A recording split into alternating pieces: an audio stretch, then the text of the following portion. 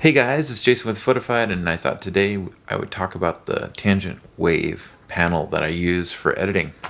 So this panel is my workflow beast panel. It makes me go faster with editing. So let's talk about it. Okay, so first off, this interfaces with the Capture One program here. Okay, so if I turn this knob here, okay, it'll turn up and down my exposure. Okay, as you can see. And I don't have to touch it with a mouse. Alright? And I can do the same with contrast, saturation, Kelvin, tint, highlight, shadow, clarity, and structure. And then I have other buttons here that I can map. So I can turn on the browser, turn off the browser. I can turn off the tools, turn them on. I can go to the viewer.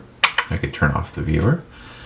I also map these keys so I can go and copy and paste my settings, and then I can go to different images. So I can go from one image to the other, so like this. Okay. Now, over here you have your shadow, your midtones, and your highlights. And then we have the colors, hues for each one of those. So if I go over here and I open up the color balance tool here, okay, here is where I can change, as you can see,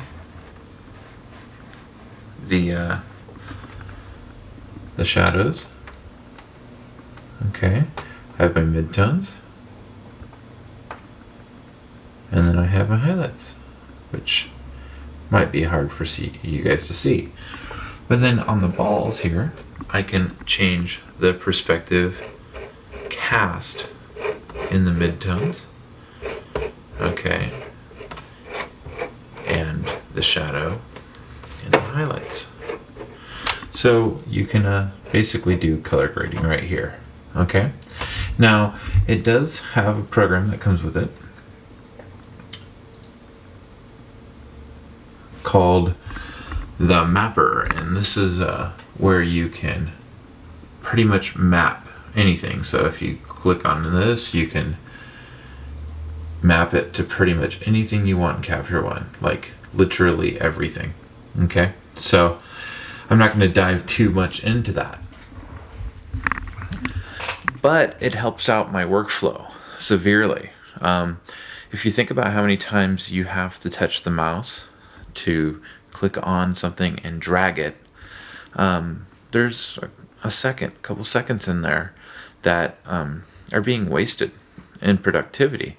So I can literally, with this panel here, just sit there.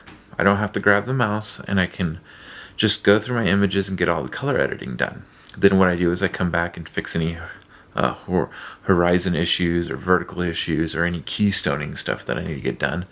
Then I export it, bring all the images that need any Photoshop done to them into Photoshop, send it out to my client, and I'm done. I don't have to do any more. So the Tangent Wave cost $1,550, something like that, online.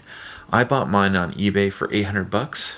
I made sure it looked really clean, but I got it for I got it for $850 with tax and shipping and everything, and that's a killer deal. So if you can try to get it on eBay and get one for cheap, they're worth their weight in gold. Now, I will say that the there is like the tangent element, and I think there's two other ones that have they're modules that you can connect to each other, and they're pretty expensive. And if you want like the full set of tools that Capture One has at your hands, you have to buy each one of these modules, and that could be a lot of money, and we're talking thousands of dollars. But for this, it controls pretty much everything I need. Actually, it controls more than I need. And I can map it to pretty much anything. Now, it also works with DaVinci Resolve, so when I do video editing, it'll work with DaVinci Resolve. It also works with Adobe Premiere, so if you're an Adobe Premiere user, it's going to work right with you, and you can still map with it. So if you go on their website and look up the Tangent Wave panel, okay, it has presets specifically for Adobe Premiere, DaVinci Resolve, but you can't change the settings for DaVinci Resolve, which kind of sucks. But I like DaVinci Resolve's color a little bit more than Premiere, so, and their editing is great as well, so it's going to get better and better, I feel, with DaVinci Resolve.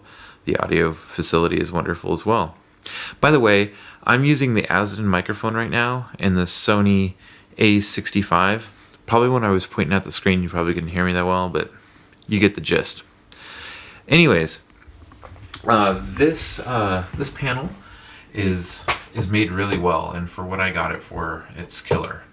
Now you might notice this is just a Kingston trackball, and the reason why I have it is so I don't have to go down here and get my mouse.